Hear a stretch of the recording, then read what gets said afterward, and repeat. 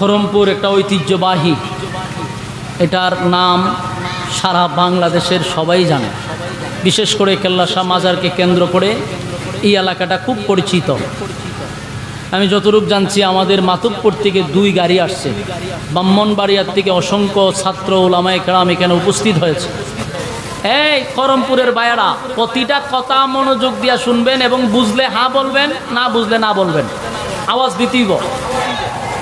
রাসূলের মিলাদ নিয়ে আলোচনা করলে কি হয়? নফল ইবাদত বন্দেগীর সব হয়। আমরা কোনো সময় মিলাদুন নবী অস্বীকার করি না।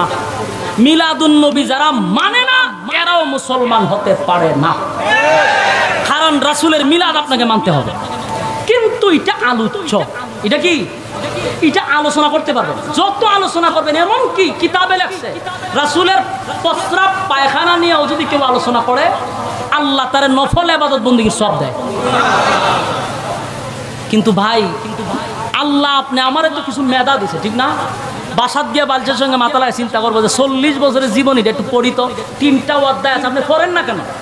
আপনার বাপ দাদার গিচ্ছা পড়েন, যেগুলার কোনো এভিডেন্স নাই, কোনো অথেন্টিক কোনো ধরনের কোনো ডকুমেন্টস নাই, এটি সারা জীবন পড়তেছেন আর ওয়াজ করতেছেন। আপনি রাসূলের 3টা অধ্যায় নিয়ে পড়েন না কেন? 40 বছরের জীবন ইতিহাসে কোন বিষয়টা উম্মতের জন্য পালন করতে হবে একটা দেখায় আছে। আমার 14 গোষ্ঠী আপনার সাথে আসছে, কথা কন্যা দি। হ্যাঁ, আপনি কোনোদিন মরার আগ পর্যন্ত সময় দিয়েছি আপনারা, কিন্তু আপনি এটা বোঝার চেষ্টা করেন 40 বছরের জীবন ইতিহাসটা আলোচনার বিষয়। যেমন আলোচনা কি, রাসূল জন্ম কিভাবে গ্রহণ করছে আমরা আলোচনা করতে পারবো, রাসূলের 40 বছরে কি কি করছে আমরা আলোচনা করতে পারবো, কিন্তু পালন করুন কেমনে রে ভাই? কোরআনে নাজিল হইছে না। 40 বছর পরে 23 বছরের জীবনীটাকে বলা হয় সিরাতুন নবী সাল্লাল্লাহু আলাইহি সাল্লাম। এটা আপনাকে শুধু আলোচনা করলে চলবে না, আপনাকে পালন করতে হবে। তাই অনেক মানুষ চিন্তা করে দেখছে যেটা তো পালন করতে হয়, নামাজ পড়তে হয়, রোজা রাখতে হয়, এর লেগে নাম দিছে কিতাব মারেফত। কিতাব বলে এটা গোপন। রাসূলের বিদায় ভাষণে কোনো জিনিস কি গোপন রেখে গেছে? জবাব দিবেন। রাসূল বলছে আমি যা আল্লাহ আমার কাছে বলছিল সব আমার উম্মতের মধ্যে প্রকাশ করছি, কোনো কিছু আমি গোপন রাখি নাই। তাহলে তুমি কয়টা আপনার ইলম নাই? এরা কেন জানে কয়টি মারিফতের ইলম আমরা নাই? তো রাসূল সব প্রকাশ করে গেল, তোর কাছে বুঝি আইনা আলাদা ওহী নাজিল করছে? নাজিল করতে পারে, শয়তান আছে তো। এদেরকে যদি জিগায় নামাজ পড়ছ না করে হয় মারেফত ওয়ালার নামাজ লাগে না, এটা আমরা সেই শরীয়তের কাজ শেষ করে পড়ছি। মারিফত শব্দটা তো গোপন, ইডিরে আলাদা দরজা লাগায় ইচ্ছা মতো সাইজ করে কোন যে আমরা গোপনে মার দিছি, খালি গোপন জায়গায় কেসন লাগবে। কতক্ষণ ঠিক? আজকের থেকে স্পষ্ট আমাদের আকীদা আমরা প্রকাশ করলাম। বলুন আমরা এই মিলাদুন নবী বিশ্বাস করি কিনা? আমরা মিলাদুন নবী বিশ্বাস করি, এটাও বিশ্বাস করি মিলাদুন নবী বিশ্বাস না করলে ঈমান থাকবে না। কতক্ষণ ঠিক? মিলাদুন নবী আলোচ্য, সিরাতুন নবী পালনীয়, কিন্তু মানতে হবে দুটোটাই। দুটোটাই বিশ্বাস করতে হবে, পালন করতে হবে, আলোচনা করতে হবে, ঠিক কিনা? সম্মানিত শুধু এবার আসুন, আমার রাসূলের শান বলি না আমরা, বলে আমাদের ওয়াজে রাসূলের শান নাই তো গানের মধ্যে শান আছে? যদি জিগা গীতারে গান গাছে গান গাই না শান গাই, তোরে কাটা বসে তুই গান গাই শান গাইতে? রাসূলের জীবন ইতিহাস আলোচনা কর, সাধারণ মানুষ বুঝতে পারবে। রাসূলের জন্ম বিস্তারিত আলোচনা করতে থাক, মানুষের দিল নরম হয়ে যাবে, ঠিক কিনা? যমক ভাই, শেষ কথাটুকু বলতেছি কারণ প্রচন্ড গরমে আপনারা বড় আগ্রহের সহিত বুঝে আছে। আমার যে আরাম লাগতেছে বিষয়টা এমন না, আমার আরো বেশি কষ্ট, কিন্তু কথাটা শেষ করে দিই। নবী দুনিয়াতে আসার কারণে আমরা খুশি না বেজার? আমরা খুশি, আনন্দিত। নবী যদি দুনিয়াতে না আসতো রে, এই পৃথিবী আমার আল্লাহ এত সুন্দর করতো না। আমার নবীর জন্য আমরা এত সুন্দর দুনিয়া পাইলাম। আমার নবীর সুপারিশ ছাড়া হাসরের মাঠে কেউ সুপারিশ করতে পারবে না, কথা হয় না? হাসরের ময়দানে আল্লাহ বলেন নবী গো, একমাত্র হাসরের মাঠে আপনাকে সুপারিশ আমার নবী ছাড়া হাসরের মাঠে কেউ সুপারিশ করবে না। সেই নবীরে যদি কেউ অস্বীকার করে ঈমান থাকব। তাই আমরা কলিজা দিয়া নবীরে ভালোবাসি। যদি তাই নয়, নবীর বিরুদ্ধে যদি কেউ কথা বলে, আমাদের আহলে হক উলামায়ে কেরাম সর্বপ্রথম রক্ত দেয়। বাস্তব না বাস্তব? ইতিহাস বলি না, ইতিহাস আপনারা বললে চলতো না। 2013 সালে শাপলা চত্বরে কেন আলেমরা জমাইত হয়েছেন? ব্লগাররা যখন নবী বিরুদ্ধে কথা বলছে, নবীকে নিয়ে কটূক্তি করছে, তখন আমাদের উলামায়ে কেরাম ঝাঁপিয়ে পড়ছিল। সেদিন আপনারা ভাই নাই। বুলাতে যখন নবীর বিরুদ্ধে কটূক্তি হয়েছে, আমাদের উলামায়ে কেরাম লামার পরে 7 জন শহীদ হয়েছিল। নবীর মহব্বতে তারা জীবন দিছে। বাংলাদেশে অসংখ্যবার রাসূলকে নিয়ে কটূক্তি করার পরে আমাদের উলামায়ে কেরাম জীবন দিছে, রক্ত দিছে। মহব্বত আমরা করি, রক্ত আমরা দিই। কথা বুঝতেছেন? বিভ্রান্ত ছড়াবেন না। এখন আসুন, নবী আসার কারণে আসমান খুশি, জমিন খুশি, সূর্য খুশি, চন্দ্র খুশি, সব খুশি। আমরাও খুশি, আপনারও খুশি, ঠিক কিনা? নবী যে বিদায় হয়েছে, এই ব্যাপারে আপনার কষ্ট আসেনি? এখন কথা কই না তো? হ্যাঁ, আপনাদের ভূমিকা হলো, আমাদেরও কথা হলো 12ই রবিউল আউয়াল মাসে রাসূল 12 তারিখে আসে দুনিয়া, ঠিক না? কিন্তু এটাকে অস্বীকার করতে পারবেন? 12ই রবিউল আউয়াল সোমবার রাসূল দুনিয়াতে বিদায় হয়েছে। হ্যাঁ, অস্বীকার করতে পারবেন? এটা যদি আপনি স্বীকার করেন, বলে হ্যাঁ হুজুর 12 তারিখ রাসূল আইছে, রাসূল 12 তারিখ দুনিয়াতে গেছে, এটা যদি স্বীকার করেন, আমি আপনার কাছে প্রশ্ন করব, আসার আনন্দের চেয়ে যাওয়ার ব্যথাটা কি কম? হ্যাঁ, সত্যিকারের আশিক রাসূল যারা, এরা সেই দিনে কান্নাকাটি করার কথা। তাহলে বাদ দেন, আমরা বাদ দেন। এবার আসুন সাহাবায়ে কেরামরা কি করছে। সাহাবায়ে কেরাম যদি 12ই রবিউল আউয়াল সোমবার দিনে যদি আনন্দ মিছিল করে, আমরা করব, আমাদের সমস্ত উলামায়ে কেরাম করবে, আপনাদের সঙ্গে আমরাও করব। সাহাবায়ে কেরামদের ইতিহাস আমরা পড়ে দেখি।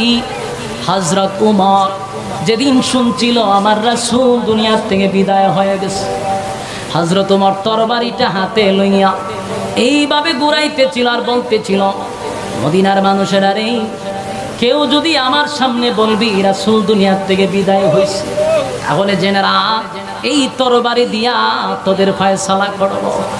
পাগল পাগল হয়ে গেল হযরত ওমর, পাগলের মতো হইয়া চতুর্দিকে ঘুরাইতে লাগলো। নবী দুনিয়ার থেকে বিদায় হয়েছে, হযরত ওমর এটা মানতে পারে না। কেউ ভয়ে ওমরের সামনে যায় না রে। আল্লাহর নবীর একজন সাহাবী হযরত আবু বকর হযরত ওমরের কাছে কানে কানে গিয়া বলে, ইন্নাকা মাইতুন ওয়া ইন্নাহুম মাইতুন। হে উমর, আল্লাহ তো বলছে আমার নবীও মরণশীল, মরতে হবে, দুনিয়া ত্যাগ করতে হবে, এটা নবীও। এবং আল্লাহ বলেন দুনিয়ার সমস্ত মাখলুক দুনিয়া থেকে বিদায় হতে হবে, মৃত্যুর স্বাদ সকলেরই গ্রহণ করতে হবে। কথা বলেন ঠিক? তবে আমাদের ইয়াকিন হলো, আহলে সুন্নাত ওয়াল জামাতের আকীদা হলো, আমার নবী কবরে এখনো জিন্দা আছে। আমরা আমাদের নবীকে হায়াতুন নবী বলে স্বীকার করি, ঠিক কিনা বলে? নবী হায়াতুন নবী, রওজা শরীফের নবী জিন্দা, সালাম দিলে নবী নিজ কানে শুনে। সুবহানাল্লাহ, এটা আমাদের আকীদা। কিন্তু দুনিয়া ছাড়তে হবে। কথা কোন ঠিক? হযরত ওমর তরবারিটা হাতে লইয়া বলতেছেন, না আমার নবী বিদায় হয়েছে, এমন কথা বলা যাবে না। কিন্তু হযরত আবু বকর যখন কানে কানে আয়াতটা পড়ে শোনায়া দিল, হযরত ওমর তরবারিটা ফেলে মাটিতে লুটায়া পড়ে কান্দে আর বলে, হায় রে, আমার নবী কি চলে গেছে। কান্নার রোল পড়ে গেল, গোটা মদিনায় কান্নার রোল পড়ে গেছে। নবী নাই, নবী নাই, নবী নাই, নবী নাই, নবী নাই, কান্নার রোল পড়ে গেছে। হায় রে সাহাবীদের কান্না, হযরত আবু বকর কান্দে, উমর কান্দে, উসমান কান্দে, আলী কান্দে, সব সাহাবীরা কান্দলো। এমন কি আল্লাহর নবীর মেয়ে ফাতেমা, রাসূল যেদিন দুনিয়া থেকে বিদায় হয়ে গেল 6 মাসের ভিতরে বেঁচে ছিল, একটা দিনের জন্য ফাতেমা একদিন মুস্কি হাসি দেয় নাই।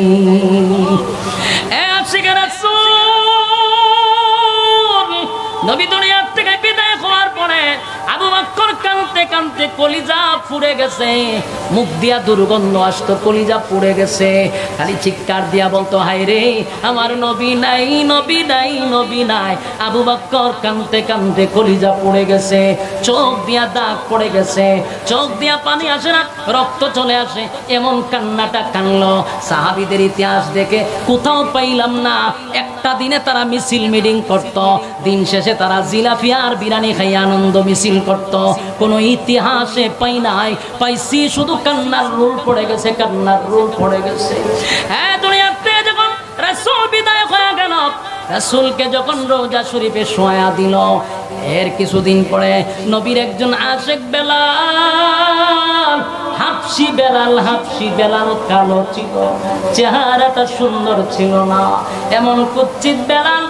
এত নিম্ন শ্রেণীর একজন লোক ছিল, তার বাবাও ছিল গোলাম, সেও গোলাম। মানুষের কাছে তার মূল্যায়ন না থাকলেও আমার মালিকের কাছে বেলালের সম্মান অনেক বেশি। বেলাল বলে এক মদিনার মানুষের আমি মদিনায় যখন আজান দিছি, আমার নবীর পিছনে আমি একামত দিয়া নামাজ পড়ছি, আমি মুয়াজ্জিন, আমার নবী ইমাম রে। আজকে আমার নবী দুনিয়া থেকে চলে গেছে, আমি যদি আজান দেই আর আমার নবীর চেহারাটা না দেখি, আমি বেলালের কলিজা ফেটে জায়গাটি শেষ হয়ে যাব।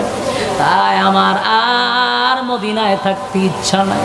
মদিনার অলিতে গলিতে আমি যেদিকে তাকাই, আমি দেখি আমার নবী এই রাস্তা দিয়ে হাঁটছে গো, আমার নবী এই জায়গায় বসে আমাদেরকে বয়ান করছে, আমার নবী অমুক রাস্তা দিয়ে হাঁটছে। আমি এইগুলো আমার চোখের সামনে আসে, আমি আর বরদাস্ত করতে পারি না। নবীর বিরহ বেতায় বেলাল আর মদিনায় থাকতে পারলো না। মদিনায় থাকলো না কেন?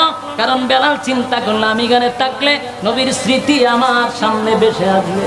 তাই বেলাল একদিন গাট্টি গুট্টা সব লইয়া মদিনা ছেড়ে সুদূর দামেস্কে চলে গেছে।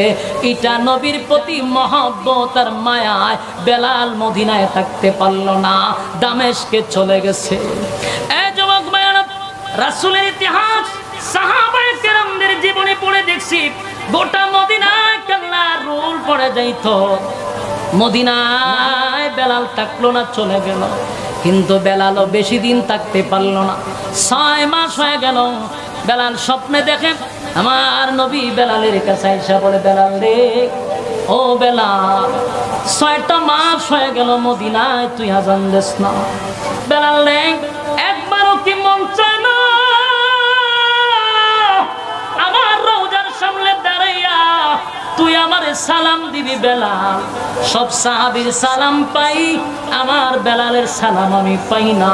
বেলাল রে, কেমনে রে বেলাল তুই আমারে ভুইলা গেলি? এ বেলাল, আমি নবীর কথা কি তোর মনে পড়ে না?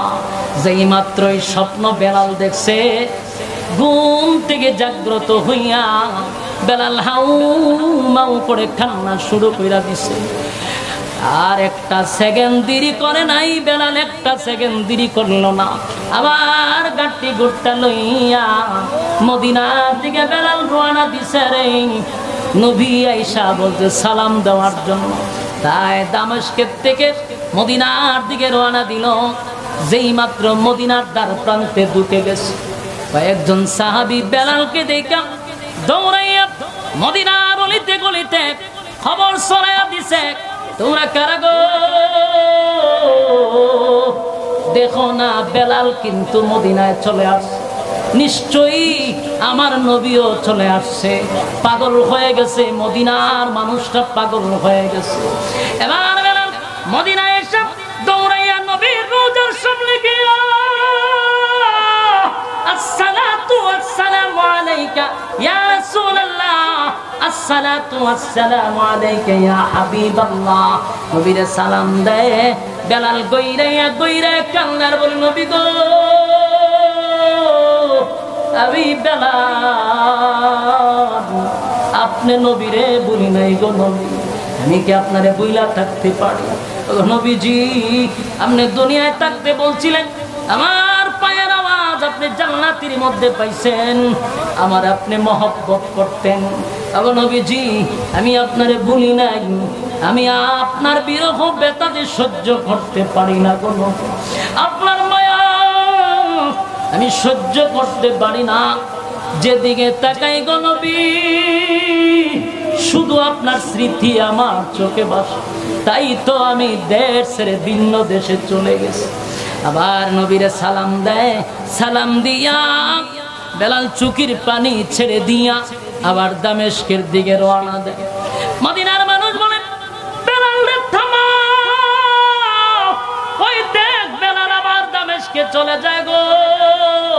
দৌড়াইয়া সবাই হাসাইন আর হুসাইনের কাছে গিয়া বলে, ও হাসাইন আর হুসাইন, আমরা কত বলছি বেলাল রে একটু দাঁড়ানোর জন্য, কিন্তু আমরা বেলালকে থামাইতে পারি নাই। তুমি হাসাইন আর হুসাইন নবীর নাতি হইয়া যদি বেলাল রে বলো, তাহলে বেলাল দাঁড়াবে। সবার আবদার শুনিয়া হাসাইন আর হুসাইন দৌড়াইয়া বেলালের কাছে গিয়া দাঁড়াইছে। বেলাল রে বলে, বেলাল, মদিনার মধ্যে 6টা মাস হয়ে গেল, আপনি বেলালের আজান কিন্তু আমরা শুনতে পাই না। বেলাল, একটু আজান দেন, আমরা শুনি। আমার নানা দুনিয়ার থেকে বিদায় হওয়ার পর আপনি বেলালের আজান শুনি না, একটু আজান দেন। হযরত বেলাল তাকায়া দেখে যেইভাবে দুই ভাই দুইটা হাতে বেলালে ধরছে। হযরত বেলাল চিন্তা করলো, এই দুই সাহাবী সাধারণ কোন সাহাবী না, নবীজির কলিজার টুকরা সাহাবী, নবীজির কলিজার টুকরা নাতি। এই দুই নাতি যদি আমার নবীরে কোনো আবদার করছে রে, ছেড়ে দিয়া বলে, হাসাইন আর হুসাইন, তোমরা আমারে আবদার করছো, আমি তোমাদের আবদার রাখবো, কিন্তু আমার মনে কষ্ট, আমি যদি আমার নবীরে মুহাম্মদুর রাসূলুল্লাহ বললে না পাই। বেলাল যখন আযান দিতে লাগলো, আশহাদু আন্না মুহাম্মাদুর রাসূলুল্লাহ বলল, এই পর্যন্ত আসার পরে হযরত বেলাল বেহুশ হইয়া জমিনে পড়ে গেছে। আর আল্লাহ বেলালের গলার মধ্যে এত পাওয়ার দিছিল, এত পাওয়ার, এত পাওয়ার, এত পাওয়ার, এত পাওয়ার, খালি গলায় বেলাল যখন আযান দিত প্রায় 40 কিলোমিটার পর্যন্ত আওয়াজ আল্লাহ পৌঁছায়া দিত। মদিনার অলিতে গলিতে বেলালের আযান পৌঁছে গেছে গো। মদিনার নারী, শিশু, বাচ্চারা বেলালের আযান শুইনা পাগল পাগল হয়ে গেছে। 6 মাস পরে বেলালের আযান শুনছে। মদিনার অলিতে গলিতে ঘোষণা শুরু হয়ে গেছে, মা সন্তানকে নিয়ে ঘর থেকে বাহির হয়ে গেছে। ছোট ছোট বাচ্চারা, মহিলারা, বৃদ্ধরা ঘর থেকে পাগল পাগল হইয়া বাহির হইছে।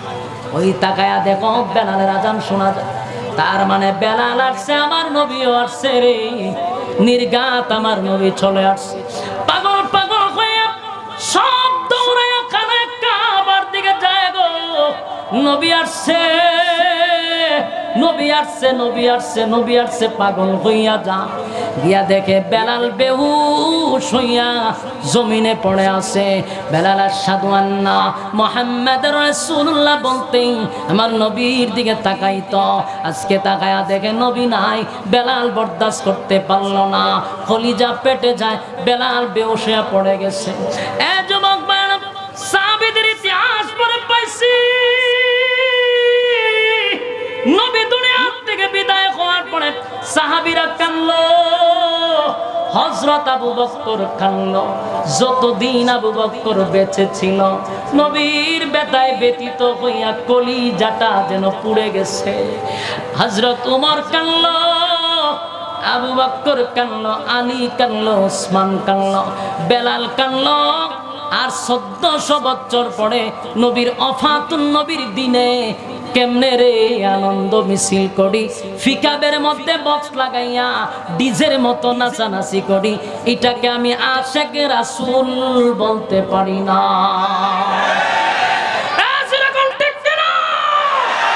নবীর আশেকরা কোনোদিন আনন্দ মিছিল করতে পারে না, নবীর আশেক রাসূলরা সেই দিন কান্নাকাটি করতে পারে। এবার আসুন, নবী তার মিলাদুন নবী, আমাদের নবীর জন্ম রাসূল কেমনে পালন করতেন? রাসূলের জন্মের দিন সোমবার রাসূল রোজা রাখতেন, সাহাবায়ে কেরাম রোজা রাখতেন। তাহলে এই সোমবার দিন রাসূল নিয়মিত রোজা রাখতো। আমরার দেশের রোজা রাখছিনি, কথা কই না দি কয়জন রোজা রাখে? কারণ মিছিলের পরে তো খাওয়ান আছে। আমি আপনাদের আনন্দ মিছিলটাকে এখনো বলতেছি, এত বিরোধিতা না, কিন্তু আপনারা রোজা রাখা নবীর তরিকা অনুযায়ী জন্মদিবস পালন করেন। আবার আমি অনেক ভিডিও ফুটেজ